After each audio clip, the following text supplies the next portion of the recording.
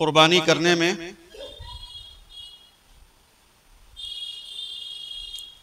इस चीज़ का ख्याल करें कि अल्लाह ताला तौफीक दे तो अपने हाथों से कुर्बानी करो। बकरा कर रहे हो, दुम्बा कर रहे हो, या पूरा जानवर आपका है तो अपने हाथ से कुर्बानी कीजिए। अगर खुतबा खुद पढ़ सकते हैं सुभान अल्लाह, नहीं पढ़ सकते हैं इमाम साहब को बुला लीजिए, मौलाना साहब को बुला लीजिए, खुतबा उनसे पढ़वाइए, अपने हाथों से ज़िबा कीजिए। हिस्सों का जानवर है तो जाहिर सी बात है कि अब 7 लोग तो छुरी नहीं फेरेंगे, किसी एक को ही फेरनी है, तो एक आदमी छुरी फेरे, बाकी 6 लोग मौके पर मौजूद रहें। और नहीं भी होंगे तो कोई परेशानी की बात नहीं है। कुर्बानी होने के लिए सामने होना जरूरी नहीं है, लेकिन अगर आपके घर में हो रहा है, आपका अपना जानवर है, हिस्से भले 7 हैं, तो एक छुरी फेरे, बाकी लोग मौजूद रहें। इसी के साथ साथ देखिए, रिस्क तो हर हालत में काबिल एहतराम होता ही है, चाहे रिस्क कोई सा भी हो, फातिहा का हो, बिना फातिहा का हो, लंगर का हो, बिना लंगर का हो, नजर का हो, बिना नजर का हो, रिस्क तो रिस्क है। हम जो रोजाना अपने खाने के लिए गोश्त लाते हैं वो भी रिस्क है, काबिल एहतराम है, लेकिन जो कुर्बानी का गोश्त होता है तो इसका एहतराम और ज्यादा होता है।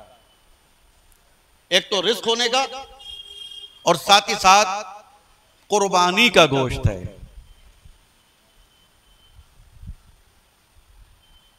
एक नबी की सुन्नत का गोश्त है तो उसका एहतराम मजीद बढ़ जाता है। तो इसलिए कुर्बानी के गोश्त का एहतराम करें और जितना आप लोग इस्तेमाल कर सकते हैं उतना ही गोश्त अपने लिए रखें। ज्यादा हवस का शिकार न हो कि पाइप भी रख लूं, भेजे भी रख लूं, बोंग का भी रख लूं, सीने का भी रख लूं, कलेजी भी रख लूं, गुर्दे सब भर लिया और पता चला कि 3 दिन के बाद और 4 दिन के बाद एक थैलिया उस वहां पड़ी है, 2 थैलियां फला सड़क पे डाल दी। ये हरकतें शुरू हो जाती हैं।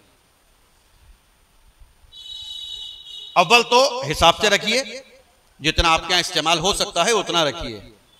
और अगर इत्तेफाक से कोई ऐसा हादसा हो ही गया कि गोश्त खराब हो ही गया, मान लीजिए आपने रखा थोड़ा सा ही था कि चलो भाई 4-5 दिन का रख लो, फ्रिज में रखा, फ्रिज खराब हो गया या लाइट नहीं आई, अब गोश्त खराब हो गया। अब उस सिचुएशन में क्या करेंगे, उन हालात में क्या करेंगे? तो उसमें भी ये नहीं है कि साहब अब तो मजबूरी में खराब हो गया तो उसकी थैलियां बनाई और कहीं भी कूड़े घर पे डाल दी, सड़क पे डाल दी, ये हरगिज नहीं। कुर्बानी का गोश्त है, एहतराम करना है। अगर खुदा न खास्ता गोश्त खराब हो भी जाए, उसकी थैलियां बनाइए और थैलियां बनाकर कब्रिस्तान ले जाकर गड्ढा खोदिए, या कोई पुरानी कब्र नजर आ रही हो और वो आपको खुदी हुई थोड़ी दिखाई दे, उसमें डाल दीजिए, या खुद गड्ढा खोद करके उसको दफन कीजिए और उसके ऊपर से मिट्टी डाल दीजिए। यह है कुर्बानी के गोश्त को ठिकाने लगाने का तरीका। ऐसे नहीं कहीं भी गोश्त डाल दो उठा के सड़क पे, या फिर कोई दरिया हो बहता हुआ, उस दरिया में जाके डाल दीजिए, मगर सड़कों पर हरगिज नहीं। अदब और एहतराम करना है। इसी तरह कुर्बानी का जो दीगर वेस्टेज होता है, दीगर चीजें होती हैं कि जो इस्तेमाल में नहीं आती, उसे फेंकना है, तो उसको भी फेंकने का तरीका ये नहीं है कि उसे उठाया और कहीं पे डाल दिया। बहुत सारे लोग ये करते हैं कि क्योंकि वो जो नगर निगम के आते हैं तो वो कहते हैं भाई 100 रुपए दे दो, 50 रुपए दे दो, तो बादा आदमी जानवर तो लाया 40,000 का और सफाई वाले को 100 रुपए न देने पड़े, वो 100 रुपए बचाने के लिए सरकार दे गई को भी माल कि मियाँ जो होगा देखा जाएगा, कोई ना कोई उठा के ले ही जाएगा, जब बाहर सड़क पे पड़ोगा सरकार देते हैं। ये बहुत घटिया हरकत है। आपने अपने घर से हटा दिया, कहीं दूसरे के घर पर डाल दिया, दूसरे के दरवाजे पर डाल दिया, ये इंतहाई घटिया बात है। लिहाजा जो कुर्बानी के जानवर का वेस्टेज होता है जो उसका पेठा बैठा रहता है, आप बाकायदा सफाई कर्मी को बुलाइए, सफाई वाले को बुलाइए और उसको आप उठवाइए। किसी के दरवाजे पर या सड़क पर डालने की हरगिज़ जरूरत नहीं है।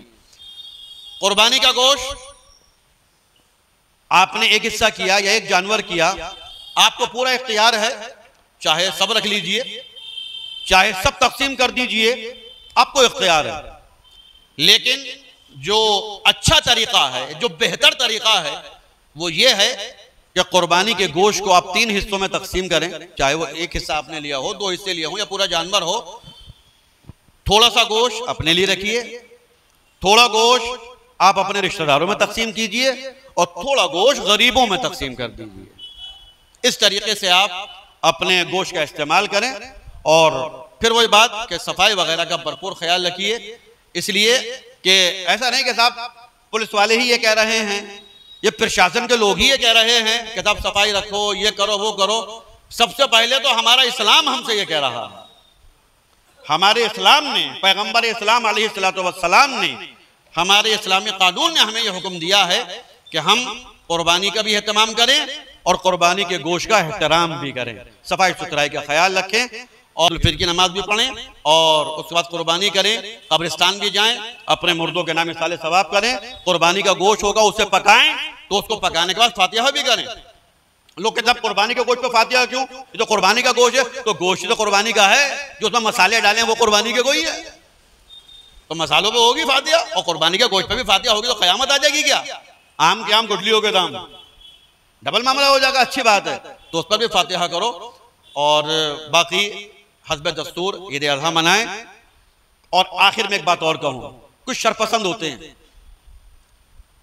हो सकता है कहीं ना कहीं कोई शरपसंदी की कोशिश करे, कहीं ना कहीं कोई हरकत करने की कोशिश करे, हो सकता है, मगर रसूल पाक अलैहिस्सलातु वस्सलाम ने इरशाद फरमाया, इत्तकू फरासतल मुमिनीन फ़इन्नहु यंज़ुरु मिन नूरिल्लाह।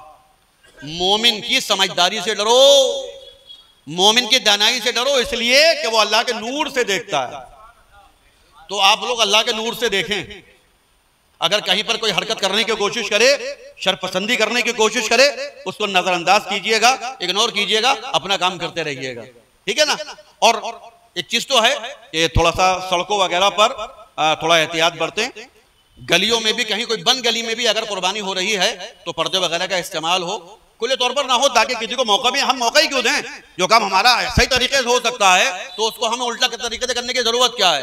तो एहतियात के साथ करें और कहीं कोई शरारत करने भी लगे तो नजरअंदाज कीजिएगा, ताकि कोई फितना ना फैले, कोई झगड़ा ना फैले, कोई फसाद ना फैले। अल्लाह तबारक व तआला हमारी ईद को अमन व अमान के साथ मुकम्मल करे और हम सबको ईद अज़हा की बरकतों से, रहमतों से और खुशियों से माला माल फरमाए।